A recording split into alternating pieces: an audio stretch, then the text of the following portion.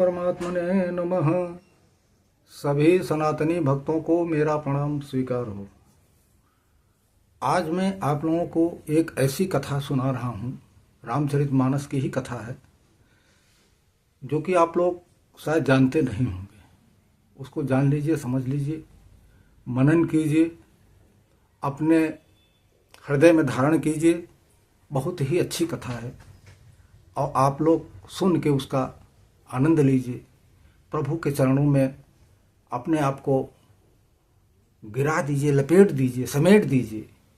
मैं यही बार बार आप लोगों से प्रतीक्षा करूंगा और यही निवेदन भी करूंगा। ये कथा ऐसी है कि प्रभु श्री रामचंद्र जी की कथा है।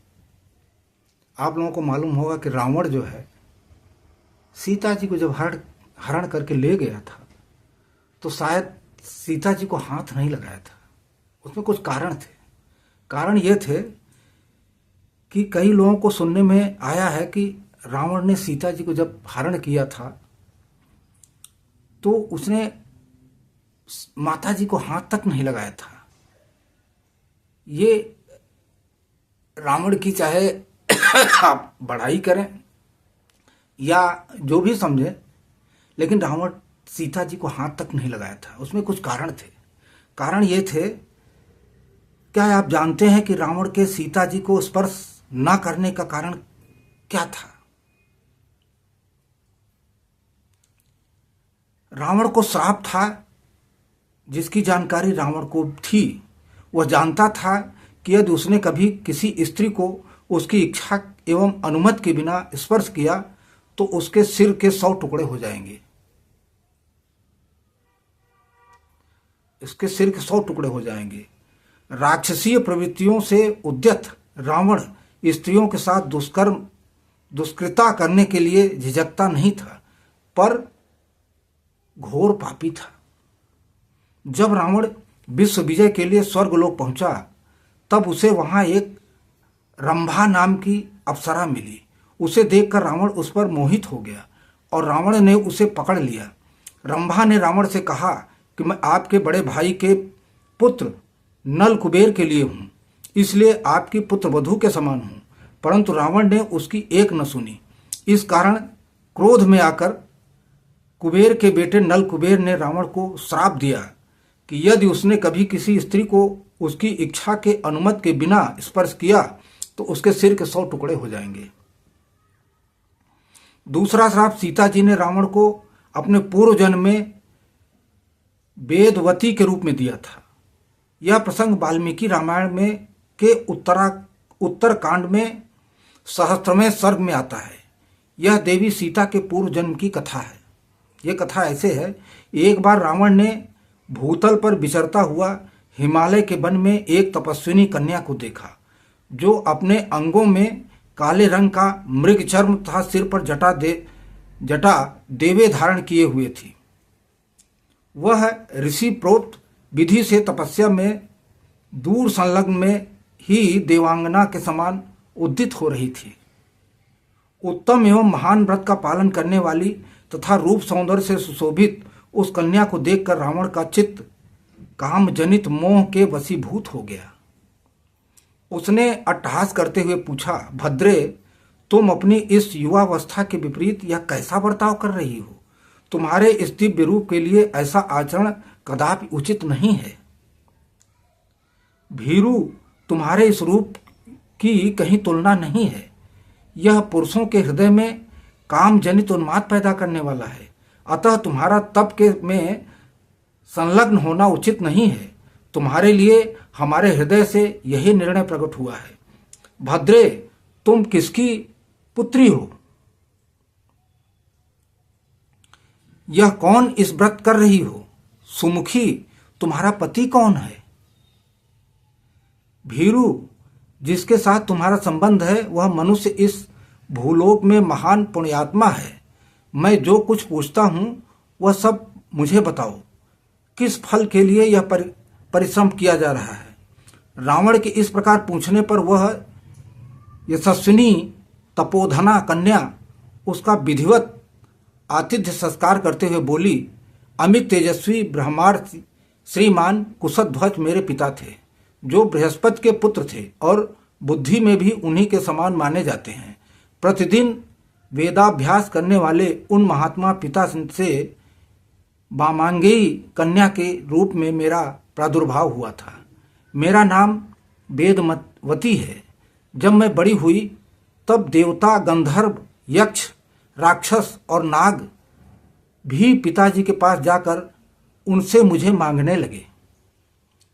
महाबाहु राक्षसेश्वर पिताजी ने उनके हाथों में मुझे नहीं सौंपा, क्योंकि उनकी इच्छा थी कि तीनों लोकों के स्वामी देवेश्वर भगवान विष्णु मेरे दामाद हों। इसलिए वे दूसरे किसी के हाथ में मुझे नहीं देना चाहते थे। उनके इस अभिप्राय को सुनकर बलाभिमानी दैत्यराज शंभु उन पर कुपित हो उठा और उस पापी ने रात में सोते समय मेरे पिताजी की हत्या कर डाली।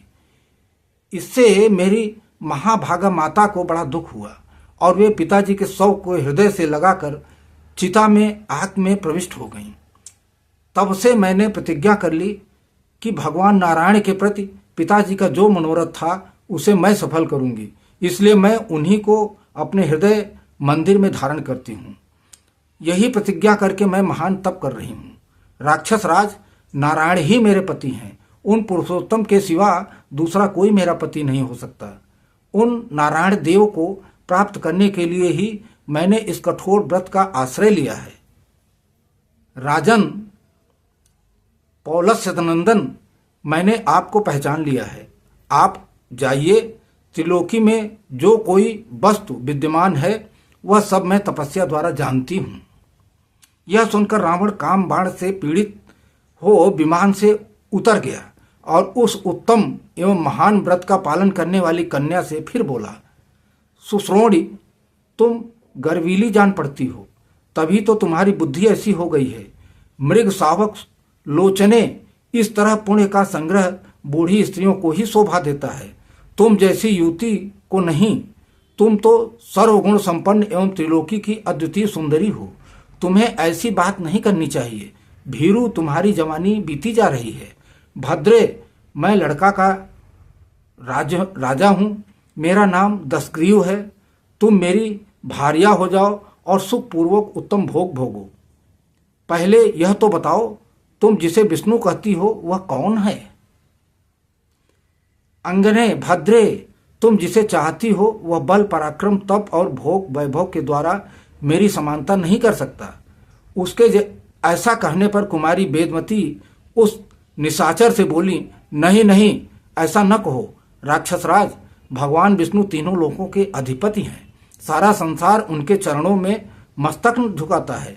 तुम्हारे सिवा दूसरा कोई पुरुष नहीं है जो बुद्धिमान होकर भी उनकी अवहेलना करेगा। वेदमती ने ऐसा कहने पर उस रावण ने अपने हाथ से उस कन्या के केस पकड़ लिए। इससे वेदमती को बड़ा क्रोध हुआ। उसने अपने हाथ से उन केसों को काट लिया। उसके हाथ से तलवार बनकर तत्काल उनके केसों को मस्तक से अलग कर दिया। वेदमती रोष से प्रज्वलित सी हो उठी।